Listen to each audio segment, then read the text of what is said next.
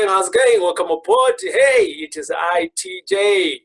And welcome again to M5 Successful Friends. And like it is any other day, I bring you a successful friend of M5. And today, like any other day, I got someone else. And I've been hanging out with this guy for a bit now. And we've been doing some cool things.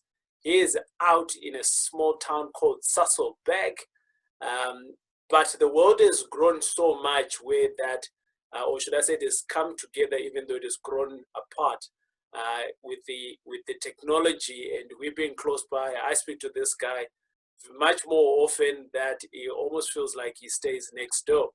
And this is a guy that is none other than Ricardo Van Rooi. But before I introduce you to him, he is a property investor in his right. So he does property just like me. And there's a couple of things that we have in common. He's a man, and he's a father, and he's an author, and he wears multiple hats. But let me not hold it back. Ricardo, how's it going? Hey, TJ, no, I'm doing fantastic, man. Thanks for having me on your show. Yeah, I've got a couple of things going on my side, but yeah, interesting times, eh? A man must work, a man must work. Yeah. A man must work. Yes, other than that, I'm doing well, man. Family-wise, fantastic. Yeah. Can't really complain, man. Yeah. Yeah. How many kids you've got, Ricardo? I've got four boys. Yeah. Jose, Jonathan, Joshua, and Jeremiah. So yeah, different ages, but yeah, Yeah. 4 boys. 11 years married to my wife Chanel. Yeah. So yeah, I think it's something definitely worth living for. I think they are the guys that gives me the reason for living every single day. Yeah. So awesome. So all of your kids, 4 boys, right? They're all the Yes. J's, right? And Yes. they are the J's. All the I call them the J's from the Old Testament. And why that? Man, I think I'm a person that I strongly believe in the things of the Lord. Yeah. In God, I'm a very spiritual type of person. So I also believe that the names have got a lot of meaning, you know. Okay. And specifically when I decided to give these guys the name, my intention was to be able to, it must have a particular meaning. So like Joshua, for the guys that are very biblical, Joshua had a personality in terms of, he had a personality of being tenacity, you know, going Sure. after certain things. So I'm also the type of person, you know, when I want something, I try and push and get it. So I've given the boys a couple of names, and I can tell you they're all different, but some Yeah. of the names means the Lord give it, the Lord added, and then just Jeremiah, you know, meaning God knows the plans that He have for you. Joshua more on the mindset in terms of 10 of the previous guys said we can't do it. Him and Caleb said let's go and possess the land. So that's the frame of mind I wanted to give them, and I can tell you, in a way, they already going after their name. You know, they're already running after their name. So yeah, that's where it comes from. So yeah, I think the fourth one, the J, it was still up for debate, but yeah, I said no, we have to. So yeah, what can I say? Awesome. Okay. So the fifth one is going to be called Jesus, right? No. Maybe Joy if it's a girl. Maybe Joy. Maybe a girl. Okay, good stuff. All right, so cool. Thanks on giving us a snippet of your family, man. I always try to connect with people, my reason of doing this is that to showcase that we are ordinary people still living ordinary lifestyles, just like anyone else, and we're just trying to make a difference in our own personal lives. And we met. It's almost 2 years now. I met you via my wife the first time around. But who's Ricardo? What do you do? Man, Ricardo is, long story short, I'm a person that really loves personal development. Yeah. Forever learning the latest or the greatest things. Yeah. So like I already touched on specifically, I'm a spiritual person, love things of the Lord. But also in terms of the business side of things, I'm a success coach, best-selling author, launched a book last year. Well done. Thanks. The book called 7 Simple Steps Getting Paid Doing What You Love. Right. And then I think in the last couple of years, a property investor. Love property with all of my heart. I think probably the safest thing that you can ultimately do currently. And then I've got a digital marketing company. Yeah. And yeah, that's my activities that I'm currently running a lot day to day. That's Ricardo Van Rooi. Maybe just on the background side of things, I grew up in a small town somewhere in the West Rand in Johannesburg. Yeah. For the people that knows Joburg very well, it's called Roodepoort. Yeah. I grew up there, I think, from early age, finished school in that particular area.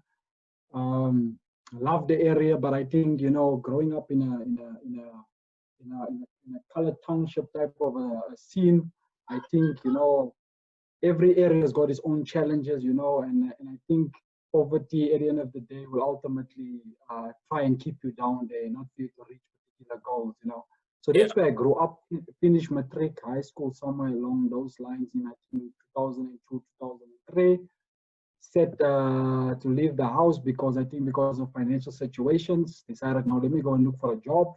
Yeah. And then, yeah, got into the, what do you call it, the industries of the Cecils, the mining industries. Started working myself up in the corporate world. And yeah, by mistakenly, someone gave me a CD of how to invest in property. I think initially I just said, no, man, it's a lot of money, a lot of debt. Let me stay out of this thing.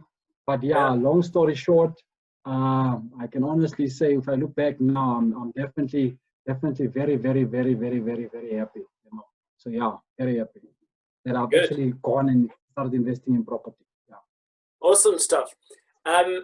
So that was the question that I was going to ask you, to say, you know, you grew up in Roodepoort, in the big city, and obviously, yes, Roodepoort falls in the greater Johannesburg in terms of vicinity perspective. And you see a lot of people are actually moving more from the smaller towns into the big metros, but you actually did the other way around. You know, you moved from a big metro into a smaller town. So I always see that, you know, when you move into a smaller town, people always think of you as the clever guy, you know. And was this the scenario with you when you moved into Sasolburg? Yeah, the Cecil Secunda area. So basically, yeah, it was probably seen as such. I think as a young man that time, I think people probably saw me to say, you know, this guy grew up in this area, so definitely he knows a lot of things. But I mean, I was also nobody really understood your history and your past. Yeah. But I think what I appreciated of going out of a big city into a small area was, for the first time, I could start a new life. I could start a new journey. You know, no one knows me. You know, and if you grow up in these particular areas, these townships, people would normally, if something goes wrong, everybody knows your business, you know. So for the first time, you could go into a new area, you build your own life, your own perceptions, you know, you start up fresh. So I actually loved it. And at this point of time, I still find myself in these areas. I mind my own business, but I honestly say I love just being a bit away from the CBDs and the big areas. Yeah, once a month, twice a month, I ultimately go back and just greet my family there and say, guys, how are you doing? But yeah, that's how it is. That's how it is. So with you, dude, we can literally speak until tomorrow, because there's so many avenues that we can explore together. But today I want to kind of like zoom it into the property space. But I am not going to run away from talking about your book, because I was also fascinated about your book, and you also become a bestseller. What is your book around? And I mean, you speak about 7 things that you do, right? That one can do. But let me not steal the thunder from your own mouth. But what does the book, what inspired the book? That's the first one. And what is the book all about? Yeah, so basically what inspired the book was the message of the book. It's basically, I share the message in terms of you've got what it takes to be a success. That's what the book is more or less about. Yeah. And one of my coaches one day asked me, Ricardo, if you had to sleep and you wake up one night and you wanted to scream a message, what would it be? The message would have been just to say, TJ, you've got everything locked up on the inside of you to be a success.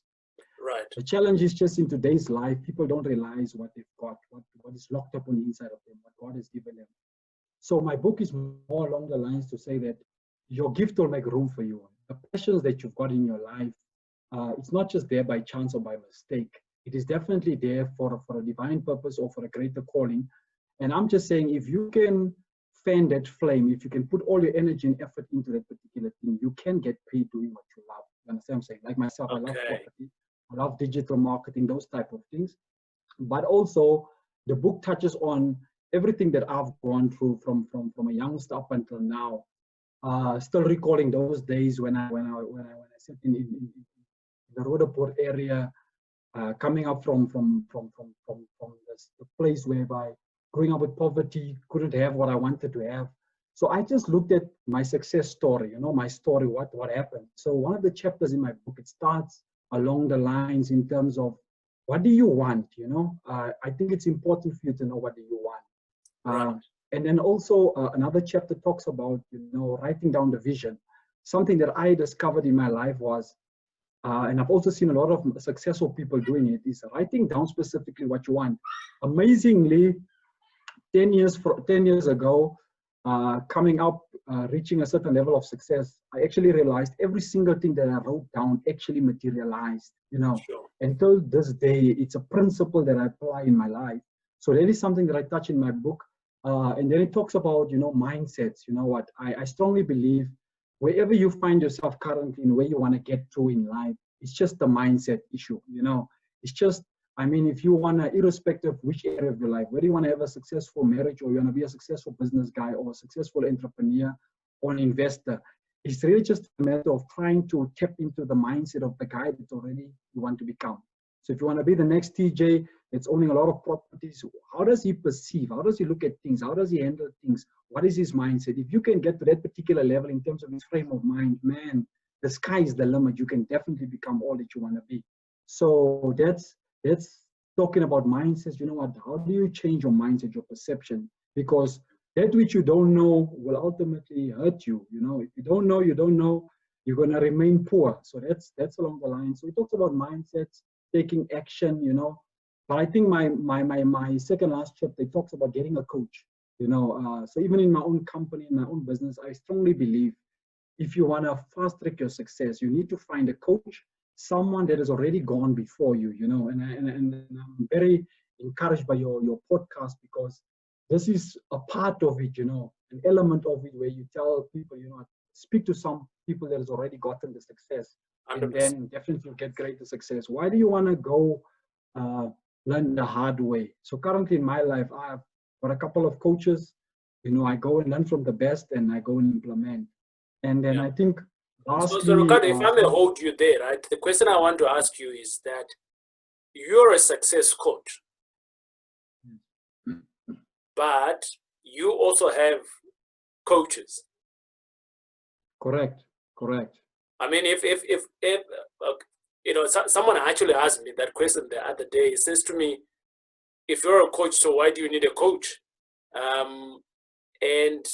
And my reasoning to them was that, and I want to exchange notes with you here because you're a coach as well. And I said to them, look, if I'm a coach, life is like a stadium. At any given time, wherever you are on the terrace, there is someone who is at peer level with you, right? So you're one-on-one. And at the bottom, there's always going to be some people on you, or at the bottom to you. And above you, there's always going to be people above you at whatever level that you're going to get. So no one ever gets to the toppest. No one ever does that, right? It's like, you know, waking up, you know, those that are handsome, you know, there's always another guy who's handsome. You know, so that's what life is all about. So I'm continuously wanting to learn from those at the same level with me. How did they get here? Continuously learning from those that are above me, say, how did they get to the second step and third step and fifth steps that they are? But in the same breath, I'm also pulling others. And that's the way I kind of like view coaches, and I don't know how you view it as well. No. I definitely agree with you 100%. That is also the frame of mind that I've got. And in my book, I touch on, I think there's 3 or 4 things that I touch on in terms of the coaching, you know. Yeah. You need coaches that is far better than you understand? Because I think it's a certain level that you've reached. That's why I said, if you don't know, you don't know. You understand what I'm saying? That's it. And I think with a coach is going to challenge you, you know, because if you go to your family will just tell you the nice things, the good things that you want to hear, but a coach will challenge you, you know. A coach will ultimately push you to be able to take certain other things and hold you accountable, you understand? But your own friends, your own families, they're not going to give you that, you understand? But also, if you want to go to another level, only that particular coach can be able to take you to the next level, you understand what I'm saying? The other thing with a coach gives you a bigger perspective, a bigger view, you understand? I mean, the same like the players that are playing soccer ball or whether they're playing rugby. A coach stands back and look at this whole activity, get a bigger picture, bigger view. You currently, you in the game, you cannot really see the gaps, but a coach ultimately takes a step back, guides you, directs you, challenges you, and ultimately, you know what, fast tracks you. So that's something I would definitely recommend anybody, irrespective of your level. You need to have a coach. All successful people have got coaches. Nice. Well said. Well said. Mm-hmm. Ricardo, let's come back to your other business, which is property investment. And I don't know whether you look at it as a business or what, but certainly for me, it is a business. I don't work in it. I kind of like invest in it. I have built, having people that kind of like work in the business. And from time to time, I get to massage it a little bit, so that it's continuously growing. Your journey started off whilst you were already in Secunda, is that correct? Or you started off whilst you were here in Johannesburg? What triggered the awareness? Was that CD that you got, or it was something else? Yeah, so on my side, I actually learned it when I got to Secunda. I think my journey started in 2008. It was approximately about 11, 12 years ago. Sure. And what happened to me was, I think in the area when I came in, I think where the challenge came in, coming out from the Joburg area, all of a sudden I'm in a new area, starting a new life. Yeah. Back then, when I started earning my first salary, I only wanted to wear the latest and the nicest clothes, like the young guys would do. Yeah. And I could see. I see you with your polo shirt all the time.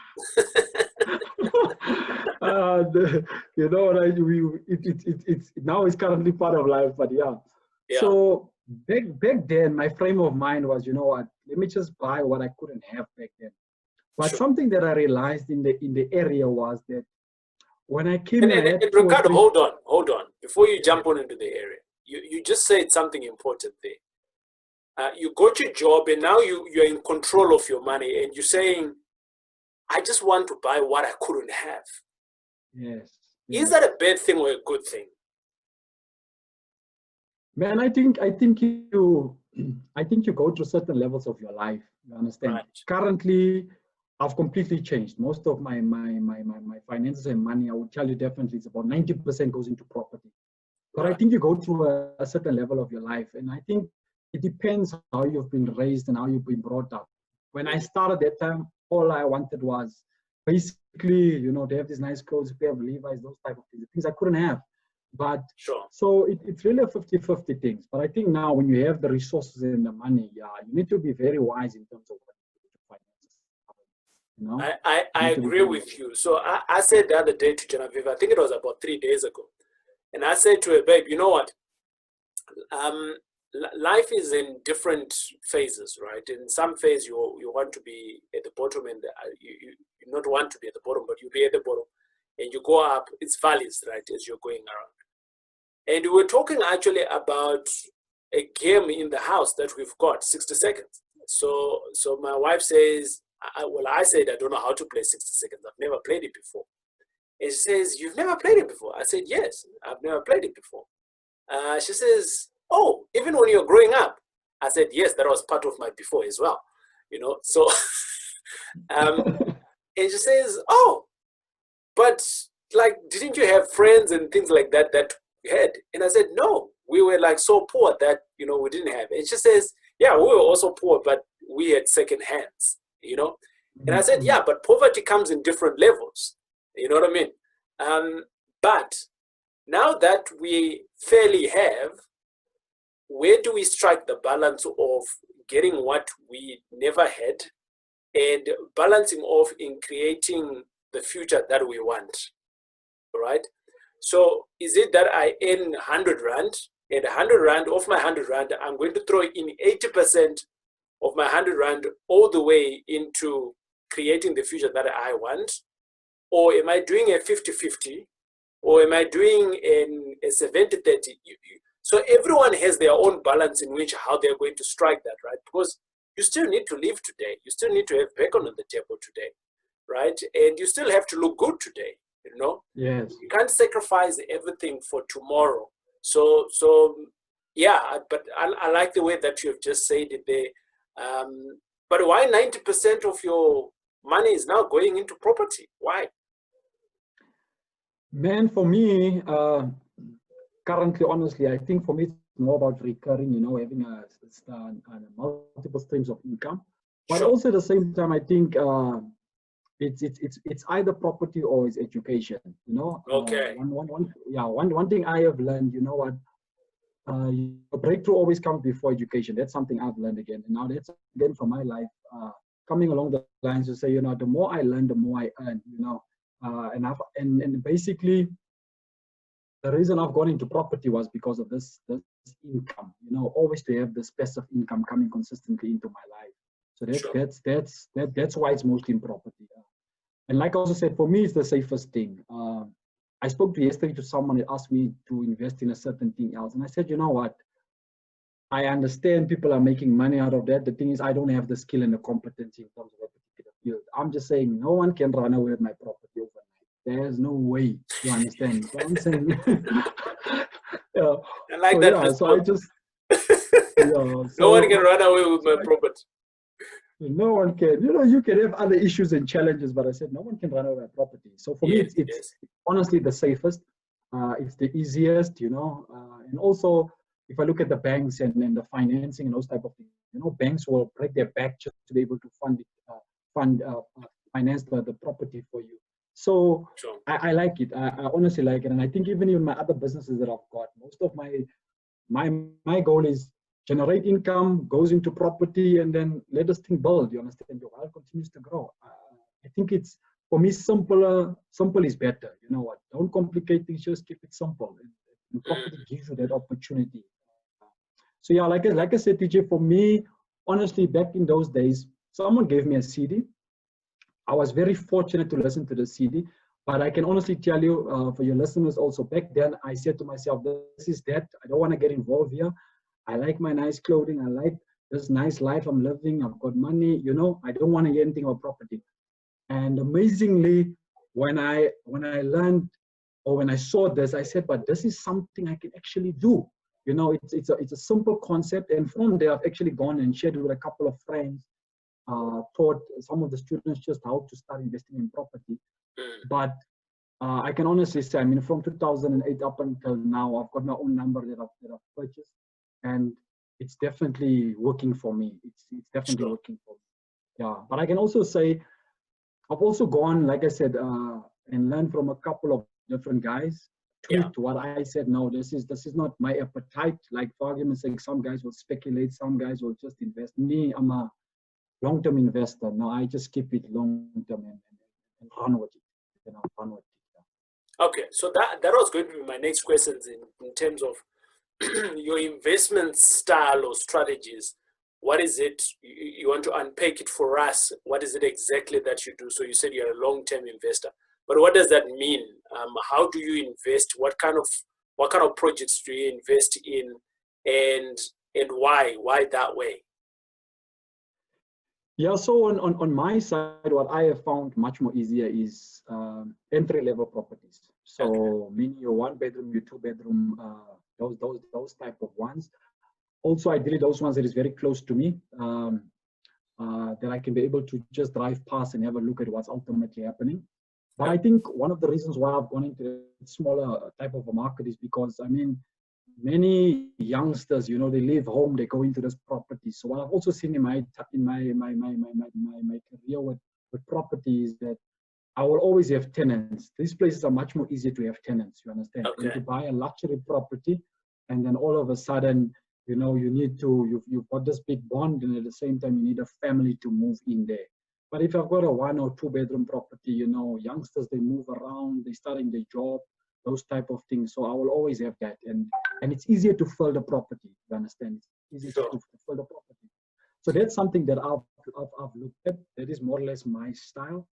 Yeah. The other style that I can maybe add on is, it depends in the areas, but the other thing that I normally try and do is to look at a property that doesn't that finds itself in a good area, like a jewel for argument's sake, and then ultimately the goal is not just to fix up and sell. So the goal will probably be to you look at the area and you say, all right, this property is going for $1 million.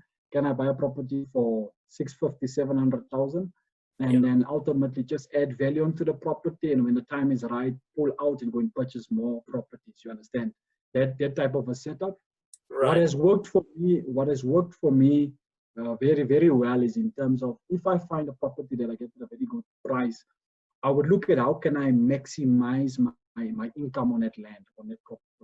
So typically, So I would say, you're maximizing whatever that is there. Yes.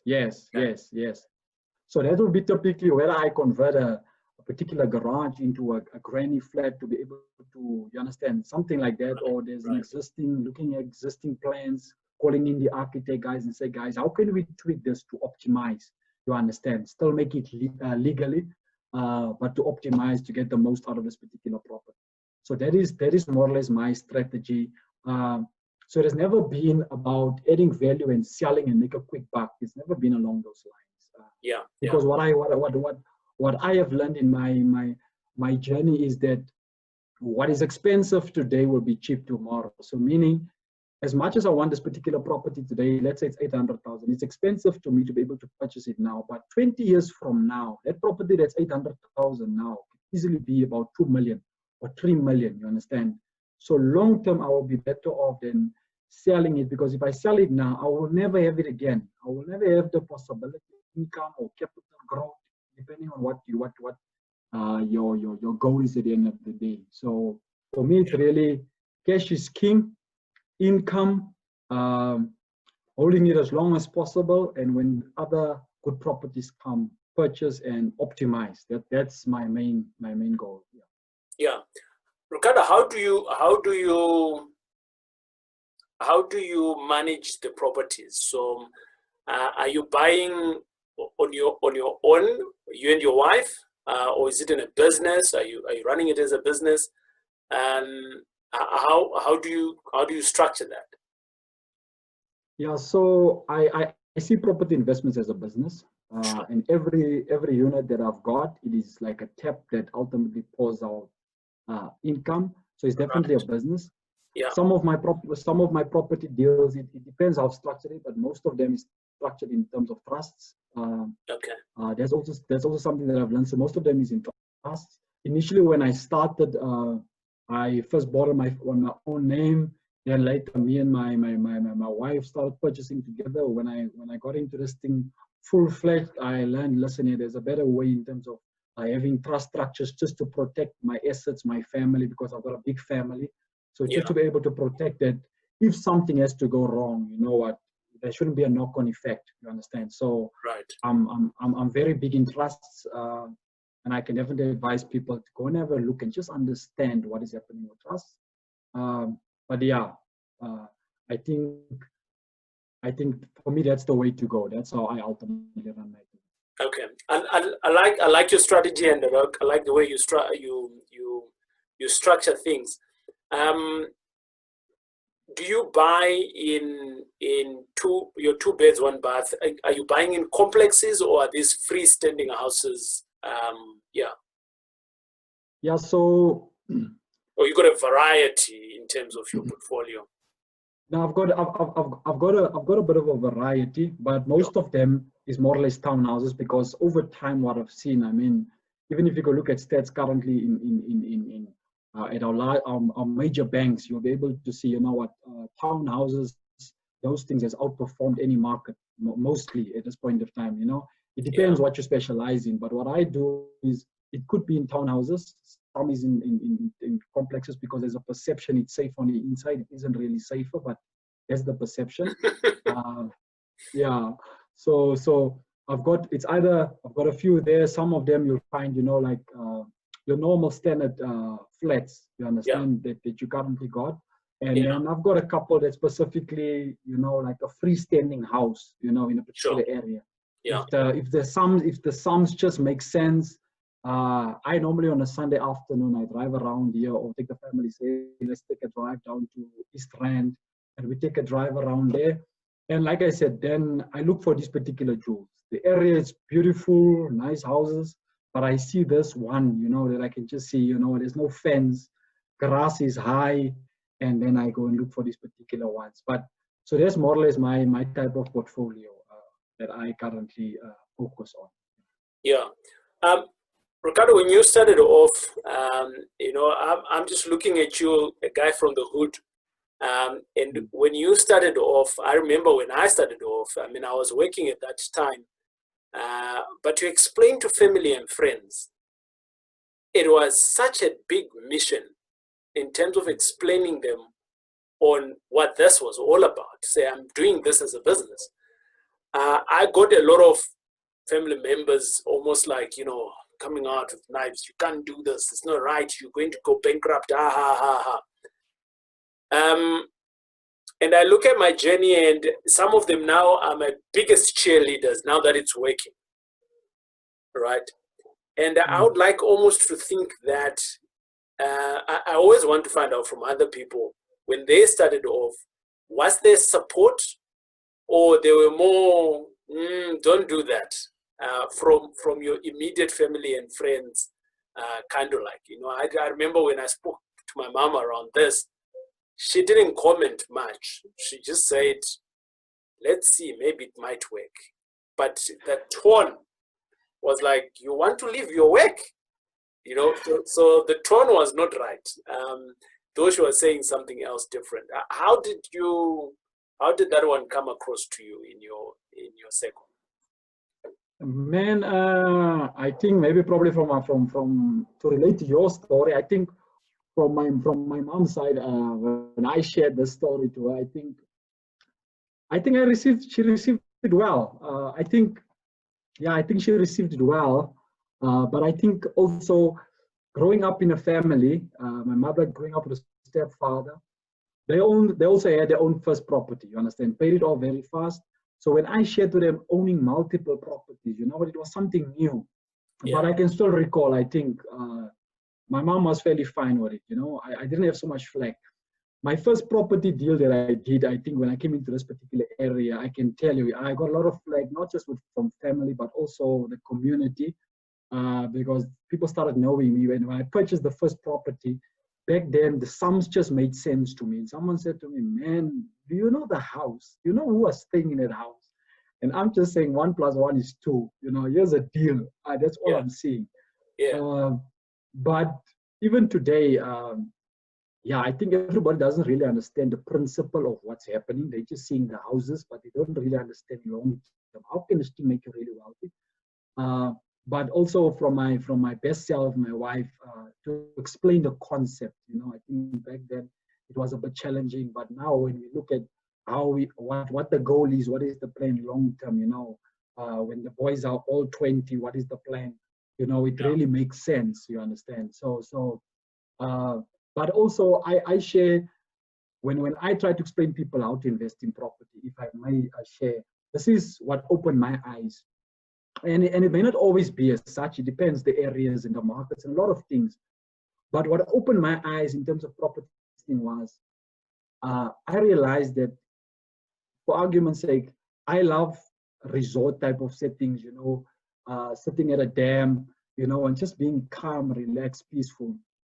And someone asked me initially when they explained to me the concept, said, Ricardo, imagine you have got a fishing rod and you would throw this fishing rod in a dam. You can technically catch one fish, let's say worst case, you can catch one fish. And this person said to me, now just imagine you've got 10 fishing rods in this dam, you can pull out 10 fishes. Okay. And I said, okay, that makes sense. And this person said the same with property. And he said, Ricardo, just imagine, and this is what I always explain to people also, just imagine, let's say 2020, let's say this wasn't this Corona story now, but let's say 2020 January, you would bought an entry-level property of, let's say, 450,000 or one bedroom. And for argument's sake, December, this property would be, let's say, 550,000. Let's say you've painted it, you've added value onto it, and there's about 100,000 in it.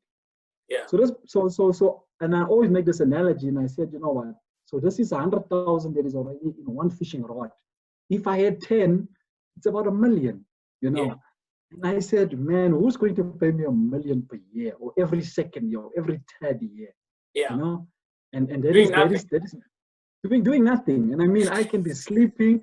This thing is growing, and that's what I love about it, you know. And no one can run away with my property. No one can steal it. You know what? So, man, there is no safer investment, according to me, that you can invest in. I mean, there's other guys, but this is something that I've got skill, I've got competency, and I've done it for the last 12 years. So yeah, that's my frame of mind in terms of how it can be very beneficial towards you. Yeah. Nice. I like that. I like your story, man. Having journeyed this long in it, right? I'm sure you've seen the ups and the downs. Is there a particular story or event where you potentially made the wrong move and it bites you, but out of that you got some lessons that you might be at liberty to share with us? Yeah, I think in this last time, I think I've had more good things than bad things happening to me. Sure. So I haven't really had a deal that gone completely crazy, you know. No school fees of late. No, not much. I think the most I think the most challenging things I probably had was maybe one or two challenges in terms of tenants. But like I said also earlier to you, you know what, these things comes with the game, you know. Sure. For me, I am more than comfortable dealing with these type of things. So, and I think your question also touched earlier on it in terms of how do I handle these things.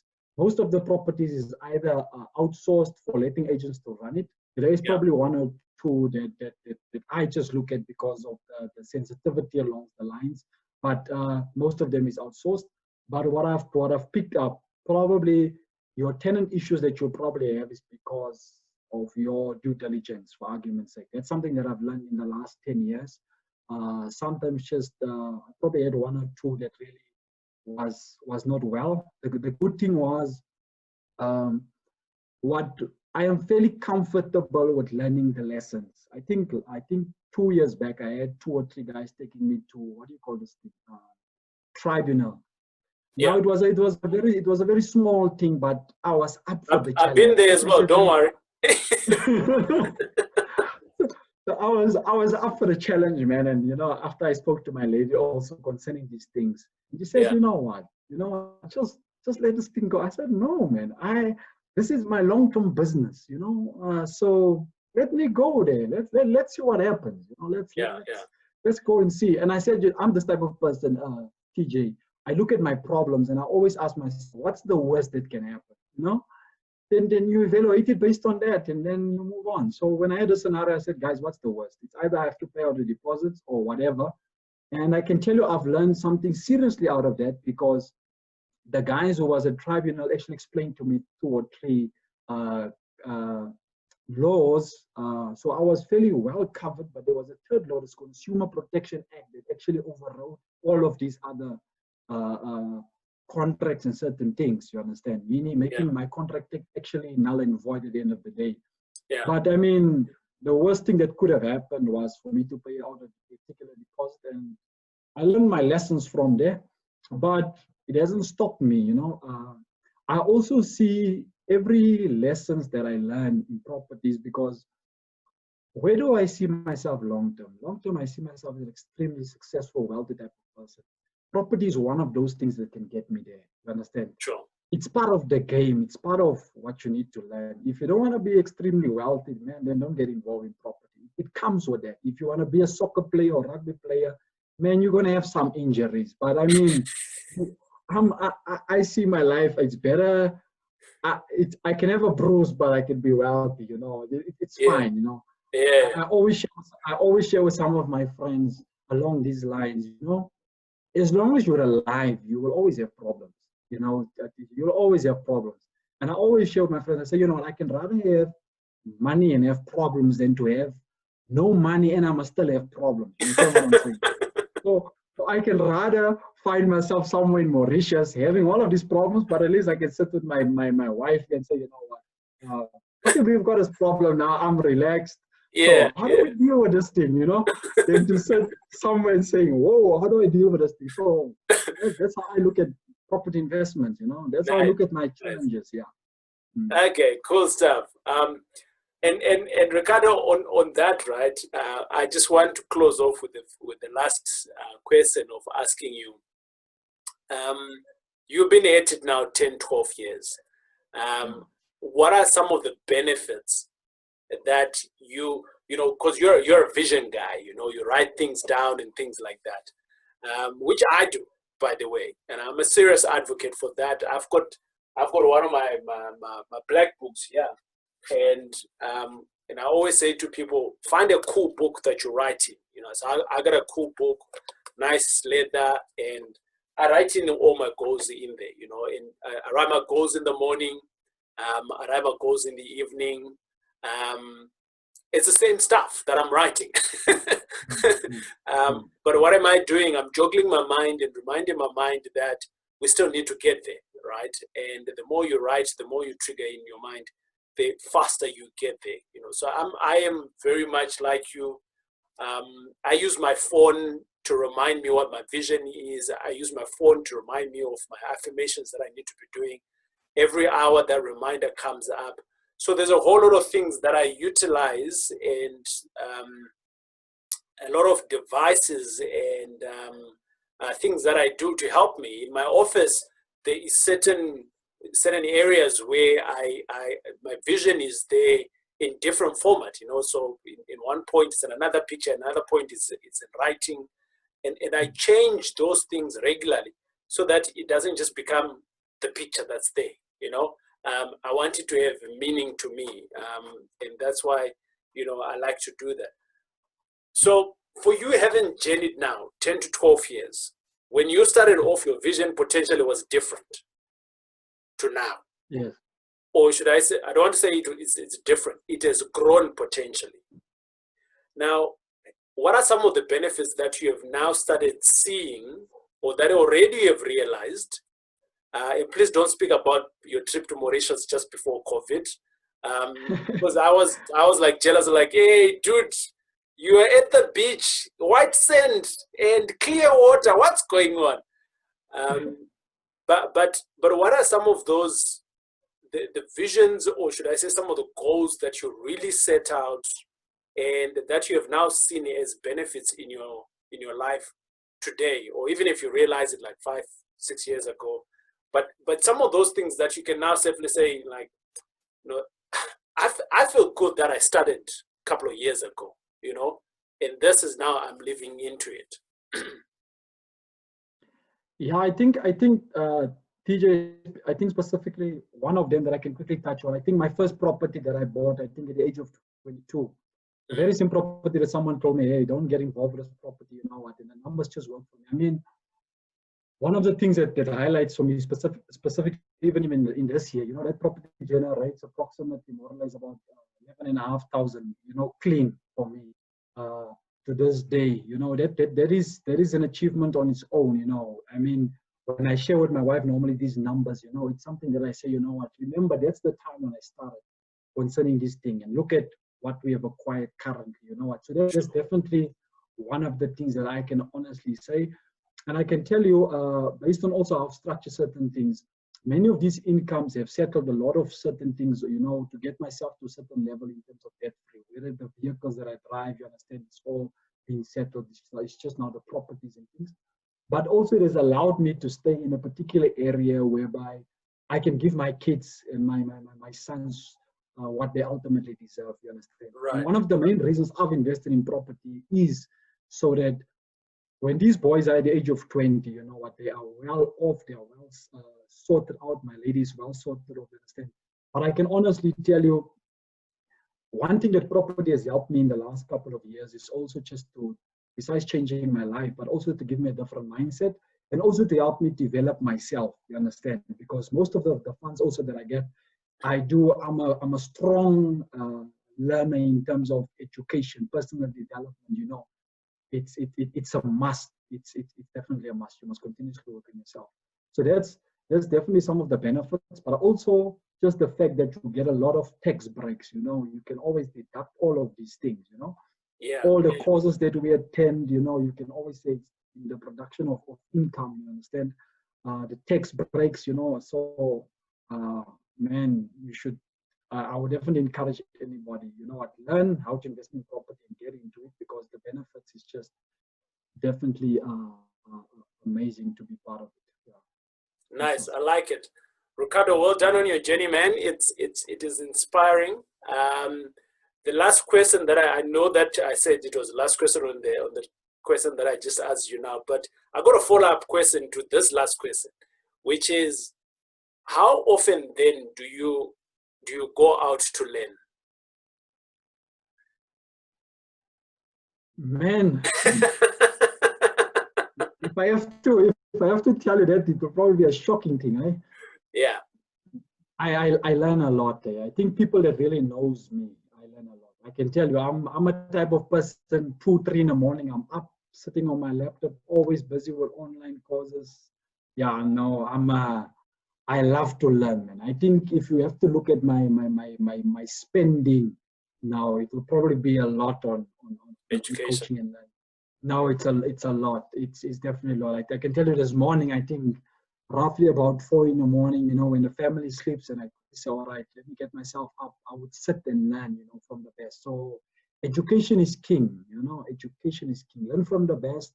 I mean, that's probably one of the things I would share with somebody, you know what, don't go and reinvent the wheel. You know, just find someone that is already successful, model this person. I mean, TJ has got so much success, you know, if you want to invest in your magnitude of things, you know, why you want to go and learn from someone smaller? Go to the guy. The guy is going to tell you 3, 4, 5 things. This guy is going to fast track you for 10 years to come. Just you understand? So I'm a big believer in that. I spend a lot in terms of education. I go out to courses, seminars, but most of them mostly online. Mostly online. Okay, I can. Yes. I'm in the same space with you, and I am predominantly, yes, online. A lot of books for me, be it audio or physically reading, yes. And there's particular people that I have intentionally chosen to follow and learn from. So for instance, everybody knows I'm a big advocate of following Robert Kiyosaki and his team, right? Because I can see what they're doing, and I've seen what they've done to the world in terms of teaching and in terms of investing itself. So no doubt, anything that is going to be Robert Kiyosaki, I'm on it, I'm reading it, I'm learning it, and things like that, you know. And there's lots of them, because from my perspective, Robert is now, in his 70s, I think he is. So there is other guys also that are coming up, maybe in their 50s and things like that, that are more feistier, that have also learned some of the things that maybe Robert could have missed and things like that. Like, for instance, right now, you are a lot in the digital space, and I play in that space as well. We teach online. And I've had to learn that from someone else, you know, but Robert couldn't give me that. So definitely I am with you in those things. The more you learn, the more you earn. I'm also a firm believer of that. Good. Ricardo, thanks a lot. We're going into our last segment, and this last segment here is just basically asking you a question, and you need to answer in a second. Is that all good? Excellent, excellent. Good. The first question is, right, on any chill day, where would we find Ricardo? Probably at my house with my family. Yeah, just taking it easy. Good, good. Is there any favorite? Do you have any favorite business book that you've got? Man, I've Besides got a yours. couple, but I think yeah, besides mine, but I think the first one that comes up in my mind that has actually added a lot of value to my life, I would say the Rich Dad Poor Dad book. Yeah, that's what I would definitely say. Yeah. Right. If you had to look at your younger self, what advice would you give your younger self? I'll probably tell him, you know what, you've got everything that you need locked up on the inside of you. You've got it. You can make a success of it. Find successful people, model them, and then also your environment is stronger than your willpower. You know what? Just circle and surround yourself with people that are successful, and you'll make it. And I think last but not least, I'll probably tell him, Ricardo, go and take action, action, action, action. If you fail forward, but take action. If you fail, you will learn something, but get up and go and do it again as fast as possible. Awesome. Do you have any favorite quote that you live by? No, not really. Okay. Anything on personal development and success, yeah. Sure. What does success look like for you? Man, success means to me, you know what, just being free, time freedom, spending time with your family, your loved ones, being full of joy, full of happiness, just being able to do what you want to do, calling your family Friday afternoon, say, guys, I'm booking a flight now, let's city to Cape Town. That is success to me. You know, just enjoying time with my boys and my wife. That's success. Nice, nice. If you're to become any businessman, right, who would you be and why? Man, I would probably say Tony Robbins. That's what I would say. I love motivation, personal development. You know, I would probably say that. I love his energy. Yeah. And then maybe another guy, I'll probably say the latest guy now, the Russell Brunsons, you know, Russell Branson, those guys in marketing. I mean, if you can't market, if you can't sell, you don't have a business. So and the reason being is I think the values that I see, you know, personal development, they are honest, you know, they want to add value to people, community. That's one of the main reasons why I would like to be one of these two guys. Good. I'm sure you've watched the movie Ocean 11. You've got a mission of growing this business of yours. And if we had to take the analogy of Ocean 11, you know, the key guy went on to find team members. That was his power team, and we went out to do amazing things in those Ocean 11, and we're still in awe of what it is. If we had to take that into real life and say, on the mission that you're on, who would you choose? Anywhere else in the world, who would you choose to go on your power team? Give us maybe 3 people. And why? Man, I think when you ask me this question, the only thing that comes to my mind, I think, is this movie called one. I think The Italian Job. You know? Yeah, same thing. So, yeah, same person. And I normally watch these. One of the reasons why I watch these movies is ideally just to say, you know what, it's possible. These guys can do that. It just tells you it's possible. Yeah. So I'll probably say the team of The Italian Job, to get them together. And maybe the Van Diesel guys to say, guys, I need guys to be able to fast track this thing, you know. Come, sure. Let's do this, yeah. All right, cool. Everything else is done, brother. You are kind of like on your 90th birthday. Who do you want to spend that birthday with? Now, I would definitely say with my wife and my boys at a nice resort, you know, just taking it easy, relaxing there. Because I think at the end of the day, TJ, you know what, there's a guy, I think his name is Brendan Richard, you know, he said, you know what, when you get to that time of your life, there's 3 questions you're going to ask. Did you love, did you love, did you matter, you know? And I mean, at the age of 90. Say it again. Did you what? Did you live? Did you love? Yeah. Did you love? Did you love? And did you matter? You understand? So that's at the age of 90, that's all I want to ask myself. You know what? I've got my family here. I've got my beautiful wife next to me. I've acquired what I need to acquire, but I still have. This is the things that money cannot buy. So Sure. that's what I want to have at the age of 90. Yeah. Cool. Ricardo, Awesome. thanks a lot. It's been great having you around. And boom, boom, you had it right. And that was Ricardo. And we had his story. And I told you guys, I only bring in successful friends on here. Killing it is in own right. And myself and Ricardo, you can see our mindsets is very, very close to each other. Learn, and take action. Take action, massive action. So the more you learn, the more you take action. And that's how you're going to get some money onto the table, quick and easy, right? But Ricardo, thanks a lot for being here. It's been awesome.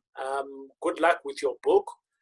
It's still selling, and we are going to be putting in some notes onto the comments so that people can get to your book. But you've been a bestseller already, eh?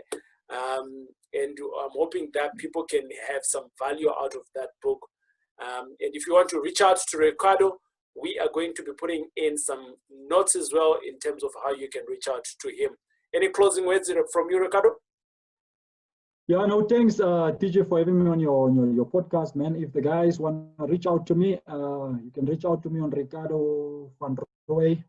Yeah. That's my website. And then also just on Facebook, you can ultimately reach out to Ricardo Van Rooi or just meet Ricardo Van Rooi. You get my business page there. So yeah, looking forward to hearing from you guys. But thanks for hosting me as your guest. Really appreciate it, man. And thanks for what you're doing, man. I honestly love what you're doing. And yeah, I think let's impact nations. And yeah, let's teach people how to invest in property, the safest and the easiest way out there. Yeah. Boom, boom. That's what it is. Thanks a lot, Ricardo. And ladies and gentlemen, we have come to a close. And it's been great having you around. If you are watching this, and if you'd like to ask anything in the comments, drop in your comments, ask anything in there. That's number one. Number two, you want to tag someone else, bring someone else so that they can learn from all of these podcasts that we are doing, so that they can learn. Share it as far as possible as you can. But from me, from the heart to you, it is over and out. God bless until we meet again. Cheers.